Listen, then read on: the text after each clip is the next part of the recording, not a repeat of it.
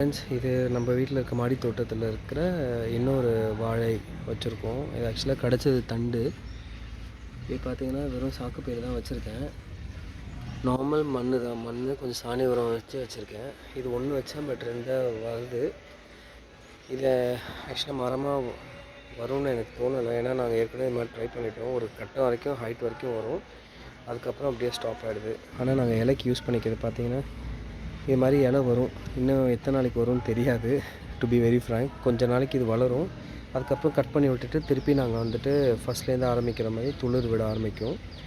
இது ஒரு வருஷம் வரைக்கும் நம்ம அதை அப்படியே நார்மலாக மெயின்டைன் பண்ணலாம். அதுக்கப்புறம் திருப்பி தண்டை வந்து மண்கலவை மாற்றி புதுசாக வைக்கணும். ஸோ இது எங்களுக்கு ரொம்ப யூஸ்ஃபுல்லாக இருக்குது. இலைக்கெல்லாம் எங்களுக்கு வீட்டுக்கு ஃபெஸ்டிவல் டைம்லாம் நாங்கள் இதில் என்ன எடுக்கிறது. இதுக்குன்னு எதுவும் உரம்லாம் இல்லை.